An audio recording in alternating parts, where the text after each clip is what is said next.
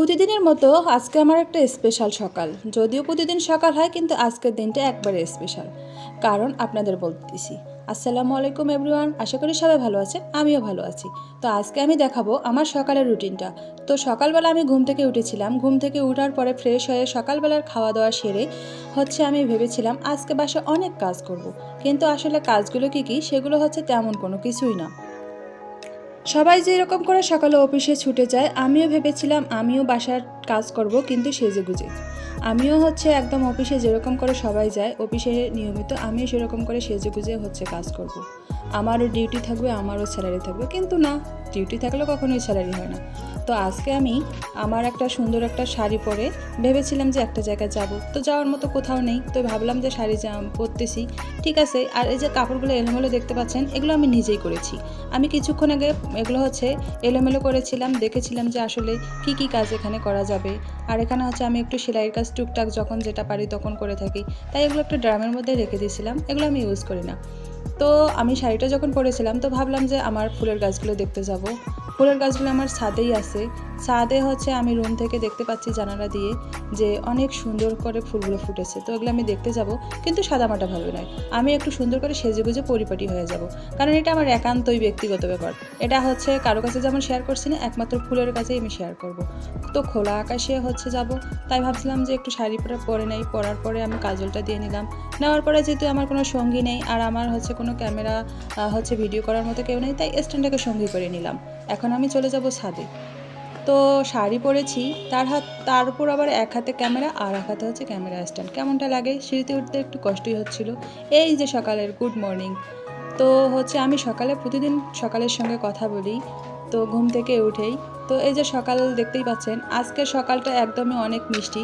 একদম বলতে গেলে কোনো রোদ নেই, বৃষ্টি নেই, বাতাস নেই, আকাশ মেঘলা নেই, যেন চারদিকটা একদম অনেক সকালটা যেন সুন্দর। আর এই যে দেখতেই পাচ্ছেন সকালে অনেকগুলো ফুল দেখতে পাচ্ছি, মনটা একদম ভরেই গেল। আসলে এত যে ফুল আসবে কল্পনাও করতে পারিনি। গাছে নিয়মিত সার, পানি, কীটনাশক এগুলো দিলে, গাছের যত্ন নিলে যে গাছগুলো বড় হয়ে যায়, আর ফুলের কলি নিয়মিত আসে, ফুলগুলোও দেখতে সুন্দর লাগে।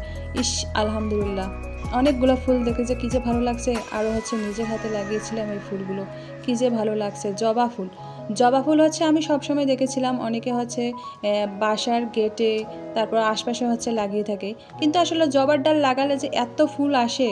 ছোট্ট একটা টবের মধ্যে লাগিয়েছিলাম, আর এত তাড়াতাড়ি যে ফুল আসবে, আসলে এটা কল্পনার বাইরে। আমার কোনো ধারণাই ছিল না যে এত ফুল আসবে। সত্যি আলহামদুলিল্লাহ, মাশাল্লাহ, সত্যি আল্লাহ কি না পারেন। আসলে ফুলের মতো হয় না আমার কাছে, যে কোনো ফুল মানেই নিষ্পাপ। ফুল তো ফুলেই, ফুলের মতো কোনো কিছুই হয় না। যতই মন খারাপ থাকুক না কেন, ফুল দেখলে না মনটা একদম সত্যিই ভালো হয়ে যায়। গাছগুলোকে দেখে যেন কীরকম একটা মায়া হচ্ছে। এই যে একটা দেখতে পাচ্ছেন বেলি ফুল, এটা দু একদিন আগে ফুটেছিল। আর বেলি ফুল দেখতে খুবই সুন্দর, কিন্তু ঘ্রাণটাও অমায়িক। তো ফুলটা যখন পচে যায় তখন আমার কষ্ট হয়, আসলেই কষ্ট হয়।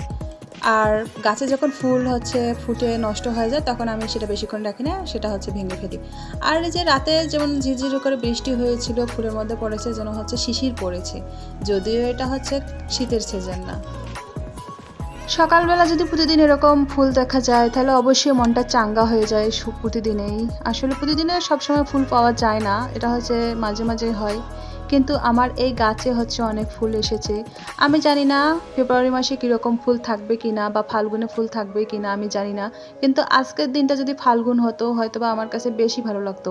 গাছের মধ্যে ফুল থাকলে যদি ফাল্গুন মাসে হয়, তাহলে তো অবশ্যই কোনো কথাই নেই। তো আমার কাছে যেগুলো ফুল আছে সবগুলোই কেন জানি পিঙ্ক কালারের। এই যে জবা ফুলগুলোও পিঙ্ক, তারপরে গোলাপগুলো পিঙ্ক, আসলে কি বুঝতেছি না। আর এখানে রক্ত জবা লাগিয়েছিলাম, সেগুলো এখনও ফুটে নাই। আসলে শাকসবজির প্রতি এখন আমার মনোযোগ নেই, আমার এখন ফুলের প্রতি বেশি মনোযোগ। কয়দিন পর হয়তো বা আমি কিছু পাখিও সংগ্রহে রাখতে পারি আমার, কারণ যেগুলো বোবা প্রাণী, মন ভালো করে, আসলে এগুলোর মতো কোনো কিছুই হয় না, সত্যিই কোনো কিছু হয় না। আর মাঝে মাঝে মনে হয় যেন ফুলগুলো কখনোই ঝরে না যায়, কিন্তু আসলে ওই যে জন্মিলেই মৃত্যু অনিবার্য। সব কিছুরই সৃষ্টি আছে, ধ্বংস হওয়ার জন্যই সব কিছুর সৃষ্টি। আসলে আল্লাহ সব কিছুই দেন, আবার সেটা যে নিয়েও যান। তো সবাই ভালো থাকবেন, আজকের মতো বিদায়।